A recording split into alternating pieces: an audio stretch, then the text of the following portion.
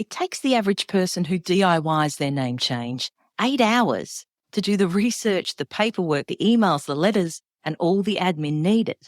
And depending on where you live, the options you have for changing your last name after marriage and the process for each company, institution, or membership to enact that change can differ as well. For example, did you know that in California, couples can elect to create a brand new hybrid combination last name when they get married? How progressive and beautiful is that? With all these options and conflicting information, I am so excited to interview Jen from Easy Name Change and for her to share her extensive global knowledge with you. Easy Name Change has been helping newlyweds save hours of research and admin time while changing their names for 15 years now. Jen is going to go through your name change options and the most common choice newlyweds make, the steps you need to take to change your name no matter what country you're in, whether you're going the DIY route or using a name change kit, the 3 biggest mistakes that Jen sees newlywed couples make. Jen has also offered a special discount for Unbridely podcast listeners. By going to easynamechange.com and using the code Unbridely5, that's Unbridely, the number 5, you can save $5 off your name change kit. The link is in the show notes. However, while this episode is packed full of info, how-tos, and a couple of great ideas for those who got married a while ago but never got around to changing their last name, me, what Jen and I didn't touch on was the very human aspect, the reactions and consequences that can come when you choose to change your name. As crazy as it might sound, you may experience some unsolicited feedback or criticism from family who don't agree with your decision to change your last name. It's also not unusual to feel a little resistance while you adjust to your new identity. Changing your name can be a significant transition, and it may take some time to get used to. You may need to remind people, family, friends, and work colleagues to call you by your new name, and it might also take some time for your new name to become established in your professional life and wider network. As always, with all things wedding planning and beyond, open and honest communication about how you're feeling before, during, and after the process is key to ensuring that any resistance or resentment, whether it's from you or anyone else, is dealt with in an understanding, mature, and calm manner. And it's super important to remember that ultimately, the decision to change your name after marriage is a personal one, and you should do what feels right for you and your spouse. So let's get into it. Unbridely is a community of pro-wedding vendors who believe in freedom and integrity in weddings, giving you options, solutions, tips and tricks to create the experience and memories that you and your fiancé really want and deserve. Because we believe that weddings are a team sport. With how-tos, stories and interviews with recently married couples, we find out what went right and what they'd change if they could go back and do it all over again. I'm Camille, and welcome to the Unbridely podcast. Hi, Jen. Hi, Camille. Thanks for having me. It's a pleasure. First up, why did people used to change their last name? Such a outdated concept in a way. It was always part of property and a settlement between the father and the husband. And this is what makes name change, I guess, in some way so divisive. That's where we've come from. And that's where the history is. But where we are today, even though it's tied with this history of wives and women passing ownership onto the patriarchy, people embrace the tradition, but they don't really associate the history with it anymore. It's really all about family unity these days. Yeah, I'd have to agree. With my celebrant hat on, I think at the moment, and we're recording this in 2022, about 80% of my brides usually would be changing their last name. Is that what you're seeing, Jen? We only get the doers, not the doters. So we don't really speak to those that don't change their name. But the funny thing is, a lot of people will start off saying, I'm not going to change my name. And then 3 or 4, 5 years later, often they'll change their mind. And no matter where you are in the world, having a baby is often the point where one person in the family goes, you know what, I want everyone in the family to have the same name. I want to have the same name as my child. So even if many years have passed and you didn't intend to change names, it's never too late. Yeah, a big I don't know, thing that might be misunderstood is that there's no real time limit on changing your last name after you get married, is there, Jen? No, there's not. And you don't need any extra proof or registration or paperwork. So when you get married, you might get a religious marriage certificate, or your celebrant might be good enough to arrange the official government registered marriage certificate. And that's the only proof that you need to change names. So from that point, once you've got that, you just head on off to update the important records, like driver's license, tax registration, Social Security and Medicare, those types of companies. And no matter if it's been 6 months or 6 years, all those companies only need that marriage certificate to get the ball rolling. Yeah, cool. I wanted to ask you, Jen, like you mentioned, you've got the stats of the doers. What have you got there? What can you tell us? Well, it's surprising that even though, sometimes we think, this is outdated tradition and I really want to do something radical. At the end of the day, we always sort of bow down to tradition. And surprisingly, or maybe not so surprisingly, Australia and the USA are virtually identical in the major trend, which is that 70% of people that do change names will drop their surname entirely and take their spouse's surname. And I should also say that the same name change options are available to either spouse, whether you're in a traditional relationship or a same-sex relationship. However, just for generalisation, from our research, we know 95% of people that change names are still female. It is changing, but speaking in general terms, 70% of brides will drop their surname and take their husband's surname. And then here's where it gets a little bit different between Australia and the States. In the States, they've got this really cool thing where someone getting married can make their maiden name become their middle name. Ooh. And then use their spouse's surname. And it doesn't require any extra registration. Again, just that marriage certificate. So, I was Genevieve Russell. I'm now Genevieve Dennis, but I could make Russell my middle name and either add it to my current middle name or replace my middle name. That's so interesting, Jen. Yeah, I've had that question quite a bit from brides, but here in Australia. But that's not an Australian option. No. But it is in America. It is in America in all states except for Washington. And it's increasingly becoming more and more popular over the last 20 years. It's grown from something like 5% to almost 20% now of brides choosing to do that. Whereas in Australia, we get asked the same question too, but it's a real pain in the neck because you need to apply for a legal name change with births, deaths and marriages. And that can cost anywhere from sort of $120 up to about $300 in Australia. So most brides just go, you know what? It's too hard. The alternative in Australia, what about 20% of people here do, is they will drop their maiden name in official documents, so their driver's license, passport, and official identity documents and bank records will change over to their spouses, but they'll still use their maiden name when talking to people or getting articles published or business cards or how they're known at work. And we still have about 20% of people who change names hanging on to their maiden name, whether it's in an official or unofficial capacity. That's a really good point, actually, because you mentioned that there were two sort of different sides of the fence. How you can change your name after marriage with no additional paperwork or fees or things like that, and then an actual name change. It's a strange anomaly, isn't it? Because we call it a name change, but it's actually not.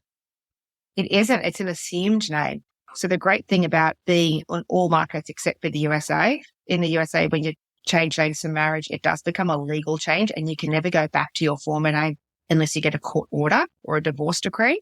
But in all our other countries, in Australia, Canada and UK, we're really fortunate the married name is an assumed name.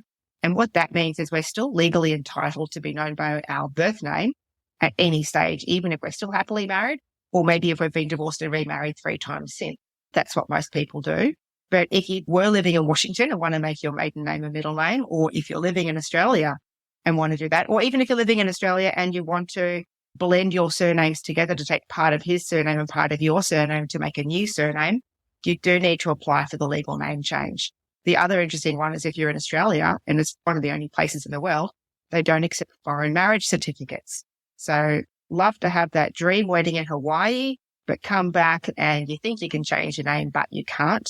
Again, it's off to births, deaths, marriages for that legal name change. They're quite strict in Australia as to what documents will be accepted. So it's a little bit of research, a little bit of pain, but look, once it's done, it's done. What are our options? Okay, so in Australia, it's the most common one. They're dropping your surname, taking the spouses. That is the most popular path with over 70%. We've got about, well, actually 90% of people do that, but some of them might use their maiden name at work still. We've got about 5% of people double barreling their surname. That's where you might be known as like Smith Jackson. You take both surnames. Traditionally, the husband's name will appear last, but that's just tradition. The names can appear in either order, separated by a space or a hyphen, but only about 5% of people doing that. And it is becoming less popular. I guess the reason being when the couple go on to have kids, the kids have neither name. And here's a classic example. I've got a friend of mine, Lane. She married a gentleman, Gomez, and their kids actually got the hyphenated name of Lane Gomez. And they got stopped at the airport coming back to Australia just last month. And they couldn't get on the plane because neither of them could prove they were the kids' parents. So it becomes one of those things where you're the only person in the family that has this different name. So is it the best of both worlds or is it just the most inconvenient? So the double barrel name is definitely falling out of favour, but it's always there. And there's always some people that just aren't quite ready to let go of their maiden name. And because that's really the only other choice available with a marriage certificate, that's what some people do because there is no other real choice here. And then if you do want something else, if you want to be a bit radical and blend surnames, that is a legal name change. And then we've of course got the don'ts. People just go, it is too hard, or I'm too attached to my name, or my first name doesn't go with my new surname, and they'll just keep their surname as it is. So there's not a great deal of options. Are those options the same in Australia as they are for the United States? No, the US has got that one thing, their maiden to middle name, which is fantastic. I'm really jealous we don't have that here in Australia. In California, they have a really fantastic one, which is, I think, really progressive, and I'd love to see this throughout the rest of the world.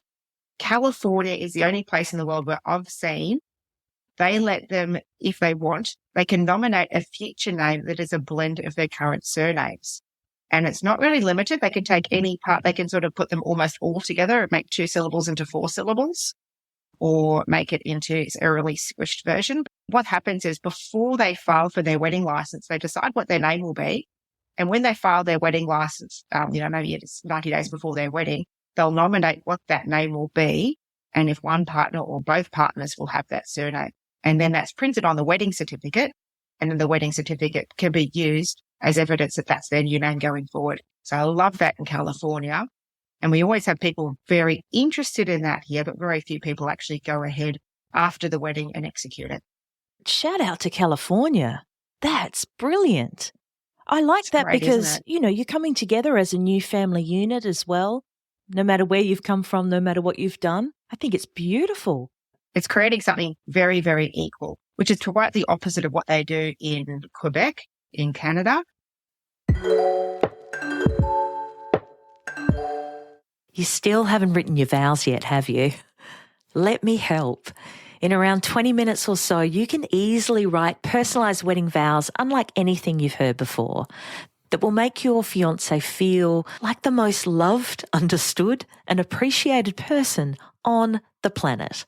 The How to Write Wedding Vows That Don't Suck instant download 17-page PDF ebook walks you through a step-by-step format for your vows, how to find the right words and phrases to describe your feelings and your fiancé, how to write that crucial first draft, and create your final wedding vows masterpiece.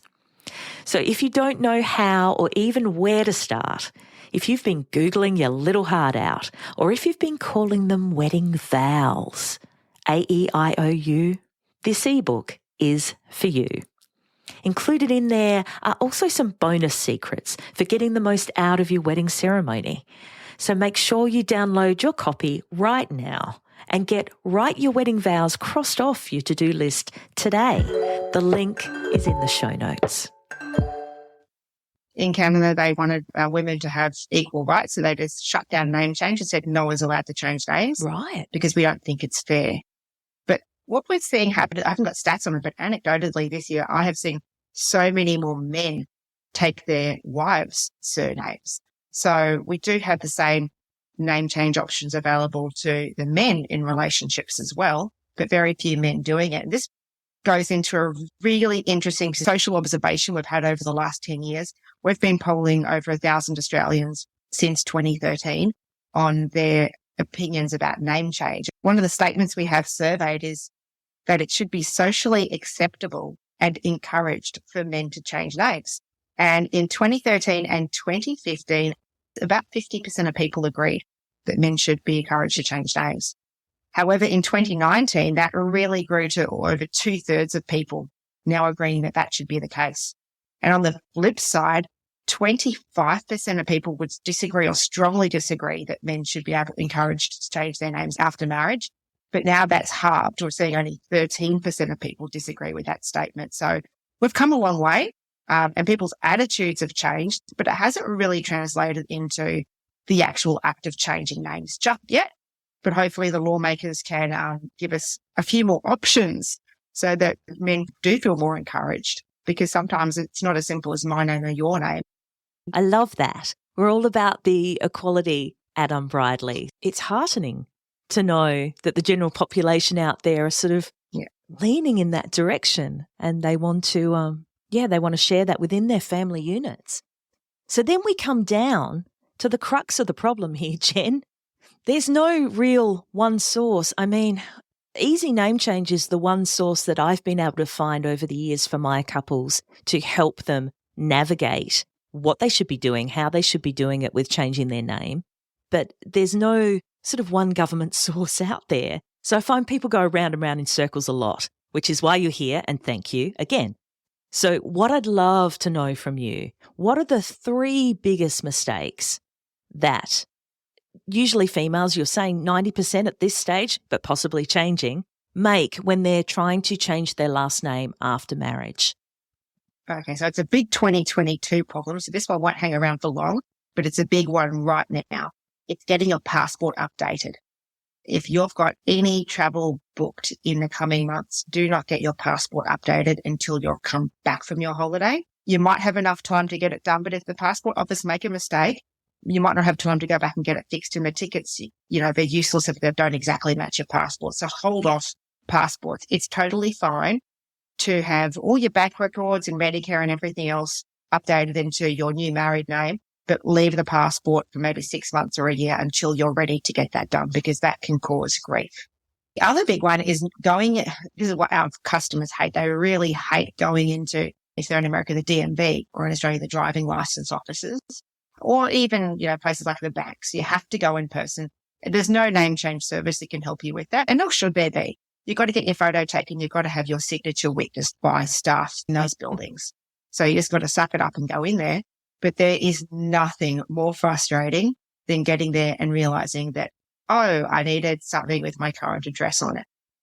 Or, I only bought a photocopy of my marriage certificate, or I bought the religious copy of my marriage certificate. You have to have the official marriage certificate. It has to be the original one.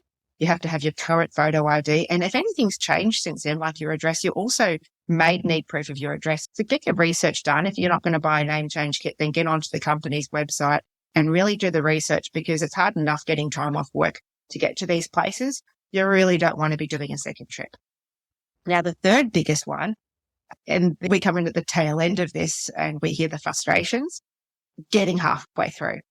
You don't want to get halfway through your name change, and then maybe you've changed jobs, so you've had a baby, and you think, look, I'll take care of my super fund or my investments or these other companies later, because they need notarized or certified copies of my marriage certificate, or I don't have this particular document they need right now, so leave it with me. I'll get that done later. And what I say to all my customers is, no, get it all done now. The point of buying a name change kit is to make sure you got someone like me at the other end pushing you to get it done. You don't want to be coming up for air in 2 years' time and trying to prove who you used to be, because everything else has changed over and you no longer have ID under that common name. So once you commit to it, take the time to get the whole thing done. Don't get halfway through, because it will drive you crazy. So the analogy I make is changing names is a lot like baking bread. You put a lot of time into it and it can still go wrong. I say just go out and buy the loaf of bread. It's not expensive. It's only, $3 for a loaf of bread, or $35 to get your name changed. But at least you know what, it's done. It's done properly. You've saved yourself a lot of time in the back end. You're done. It's just one less thing on that mental load, that mental checklist that we always have to be thinking about.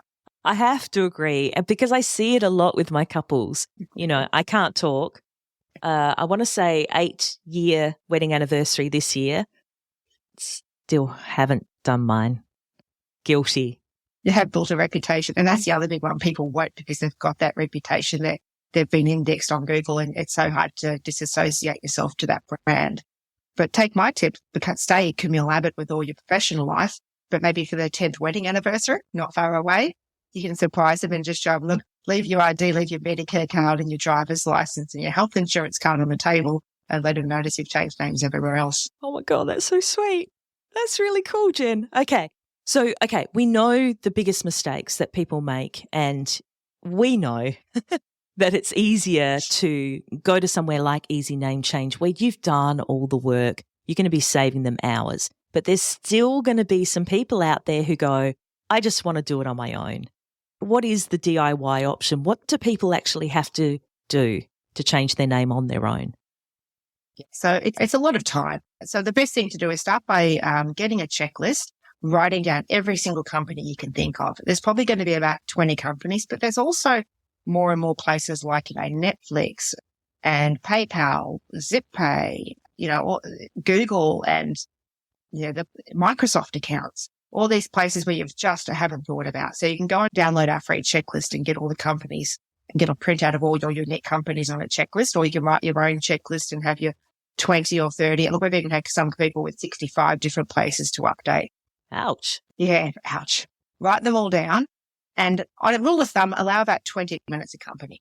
So if you've got 25 companies, it's going to take you 8 hours. And that 20 minutes is to get on either live chat or send an email or contact the company and just say, hey, I've just changed names. What do I do? And the company will get back to you and say, hey, we need you to send either a letter, a form, or an email. Or they might just say, hey, we can do it over live chat, which gets a bit easier. They might want you to call up or go into a branch. So allow the time to do the research. That might be 5 or 10 minutes, depending how long they keep you on hold for.